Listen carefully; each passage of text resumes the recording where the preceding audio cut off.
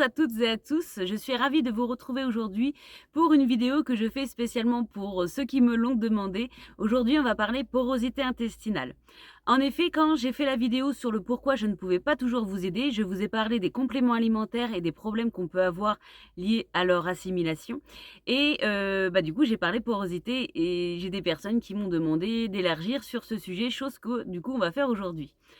Je peux difficilement vous parler de porosité intestinale sans vous faire un rappel de comment fonctionne notre système digestif, donc on va commencer par ça.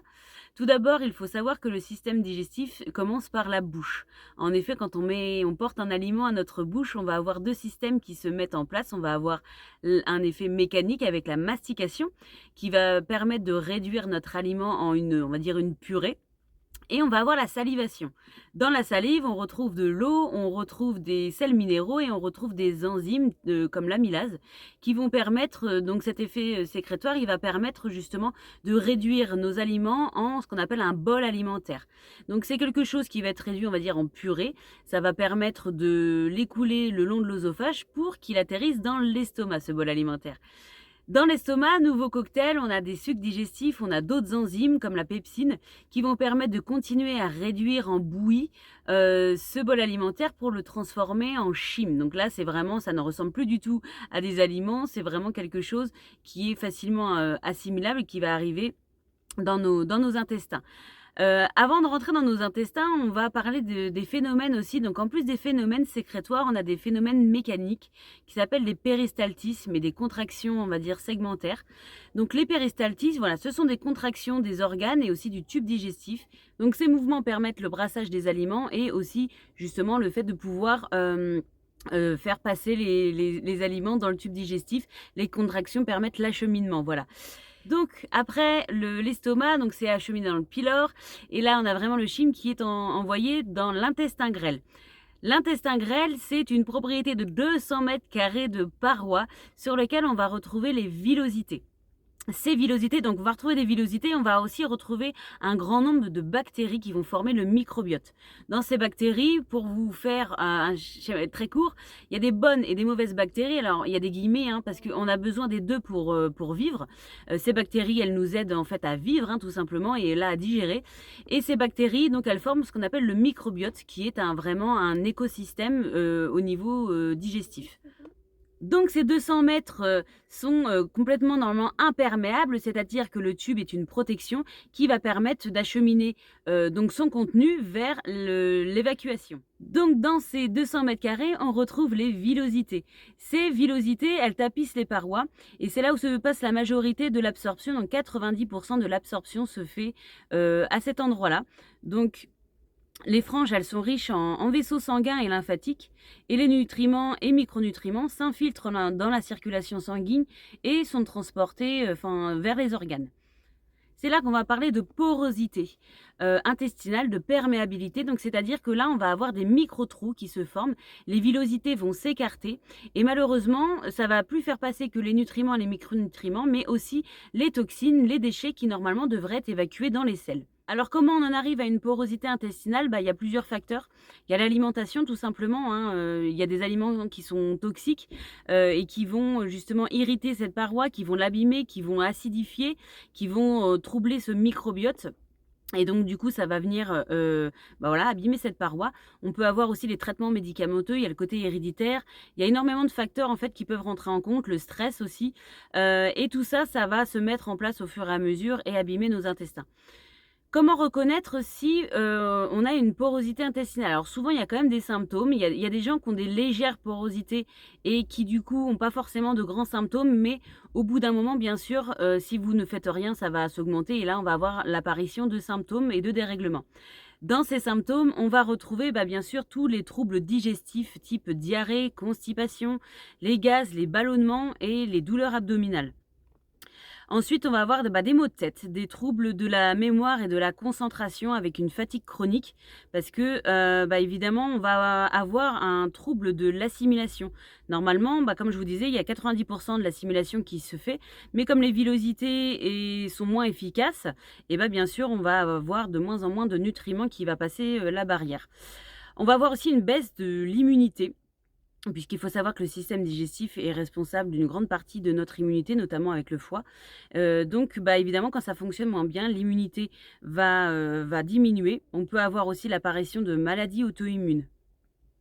On peut avoir des problèmes, d'eczéma et de peau. Alors c'est vrai qu'il y a des gens qui ont du mal à comprendre. C'est pas parce que, ça ne touche pas directement les intestins que ça ne vient pas de là. En effet, bah, les toxines partent un peu partout dans l'organisme. On a des portes de sortie de toxines et la peau en fait partie, donc on peut avoir en effet des problèmes de peau et c'est pas la peau forcément qui pose problème, ça peut être d'origine digestive. Ensuite, on peut avoir, bah, des envies de sucre puisque le microbiote est perturbé et les mauvaises bactéries, alors on met toujours des guillemets sur le mot «mauvaise» parce qu'on a besoin des 2, on en a besoin aussi de celle-là, mais ça peut déclencher des envies de sucre puisque les mauvaises bactéries se nourrissent notamment de sucre. Ensuite, on peut aussi avoir, bah, des troubles psychologiques puisque, on va avoir un problème de sécrétion de sérotonine puisque 95 de la sérotonine, est sécrétée dans le système digestif. Donc bien sûr, quand ça a des troubles de fonctionnement, on va avoir cette hormone qui va être beaucoup moins bien sécrétée. Et puis dernier point, bah, des douleurs diffuses, puisque les toxines vont un petit peu partout, il faut bien qu'elles aillent se loger, souvent, bah, dans nos articulations aussi, donc on peut avoir des douleurs articulaires et des contractions, aussi musculaires, puisque notre organisme en entier se charge de toxines. Donc voilà, c'est un cocktail, on va dire, de symptômes. Alors c'est vrai que ça peut être des symptômes assez généraux, mais souvent on reconnaît puisqu'on a quand même la base du trouble digestif qui vient, poser souci.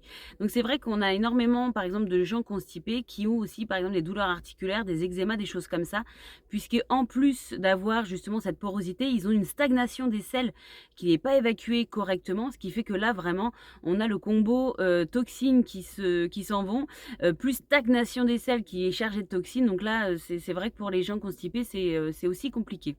Alors maintenant, on va bien sûr aborder les solutions. Comme pour le reste, ce sont des solutions générales et il faut que vous soyez sûr qu'elles puissent s'adapter à votre état de santé et à vos médicaments si vous en prenez. Mais je vais vous donner quelques pistes pour pouvoir améliorer ce problème de porosité intestinale. Tout d'abord, on va bah, bien sûr aller toujours dans l'alimentation puisque l'alimentation, c'est notre première médecine. On s'alimente tous les jours. Donc ce qu'on ingère est vraiment très important. On va aller éviter les aliments, qui peuvent être considérés comme toxiques, donc la viande, surtout la viande rouge, le sucre, les produits transformés, les produits laitiers, le gluten, tout ça, ça peut venir justement augmenter la porosité intestinale. Donc on va essayer d'éliminer, suivant les sensibilités de chacun, on va venir essayer d'éliminer un maximum ces produits-là. À la place, on va plutôt, augmenter notre apport de fruits et légumes, plutôt crus parce que, bah, on va avoir des troubles d'absorption, donc il faut quand même miser sur un maximum de vitamines et de minéraux pour, essayer d'en bénéficier le mieux possible. Des légumes aussi, la lactofermentation est très intéressante dans ces cas-là. Puisqu'elle est chargée de probiotiques et les probiotiques permettent d'agir sur le microbiote. Donc vous avez les légumes, lactofermentés, le kéfir, les graines germées aussi qui sont intéressantes puisque ce sont des cocktails de vitamines et de nutriments, de micronutriments qui sont vraiment très intéressants. Ensuite, bah, il y a le mouvement toujours, hein. On a besoin de mouvement pour, optimiser le fonctionnement de notre corps. Donc le sport, l'activité physique douce permet justement de faciliter notre corps à son fonctionnement optimum. Et bien sûr, encore et toujours, la gestion du stress, puisque le stress, on l'a vu, bah, agit sur notre système digestif. Il augmente aussi l'inflammation. Donc, bien sûr, quand vous avez une porosité intestinale, bah, il y a des phénomènes inflammatoires qui sont en place. Donc, gérer notre stress, il faut savoir que bah, notre intestin et notre système nerveux communiquent entre eux par le nerf vague. Donc, bien sûr, quand on est bien dans sa tête, on est mieux dans son ventre et inversement. Donc gérer son stress peut permettre vraiment d'agir sur notre ventre. Et puis dernier point, on va avoir les compléments alimentaires comme la L-glutamine, les probiotiques, les oméga 3, puis des compléments aussi en phytothérapie qui peuvent nous aider, à, restaurer en fait et à aider à cicatriser notre système digestif. Parce qu'il va falloir faire baisser l'inflammation et puis bien sûr il va falloir, favoriser la reconstruction de ce tube. Donc bien sûr, c'est pareil, ce sont des cures qu'il va falloir faire au long cours, des changements alimentaires qu'il va falloir mettre en place sur le long cours, puisque, bah, ça ne se répare pas aussi du jour au lendemain. Mais, tout ça, on voit quand ça agit ou quand bien sûr vous avez une baisse des symptômes. Donc voilà, c'est pour la porosité intestinale, je souhaite vous avoir apporté quelques clés parce que je sais que ça avait intéressé vraiment certaines personnes. Donc ça veut dire que c'est certaines personnes qui se sentent, concernées par ces problèmes de porosité intestinale. Il y a énormément de personnes justement qui souffrent de ça sans forcément le savoir ou mettre un nom dessus, à plus ou moins grande échelle bien sûr, mais c'est vrai que quand on a des soucis au niveau digestif, on sait combien ça peut être handicapant et puis, bah, on perd de la vitalité, on perd un système immunitaire performant. Donc le but, c'est aussi de retrouver, bah, sa vitalité, un fonctionnement optimum, de pouvoir assimiler correctement les nutriments parce que c'est ce que je parlais, prendre des compléments alimentaires quand vous avez un intestin qui est, poreux, qui va pas savoir absorber correctement ou qui ne sait plus, qui ne peut plus absorber correctement et ben, malheureusement, les compléments alimentaires que vous allez prendre, ils vont pas servir à grand chose. Vous allez pas optimiser, vous allez vous dire que ça fonctionne pas, que c'est pas pour vous, alors qu'en fait, il s'agit juste peut-être d'un problème de porosité intestinale. Donc voilà, j'espère que je vous aurai apporté quand même, au moins des pistes pour pouvoir, comment dire? Améliorer, vos intestins si vous avez ces problèmes-là. N'hésitez pas à me mettre un commentaire si vous avez besoin d'autres conseils ou que vous avez d'autres questions sur le sujet. Je me ferai toujours un plaisir de vous répondre. Voilà, je vous souhaite une bonne fin de journée et je vous dis à tout bientôt pour une prochaine vidéo.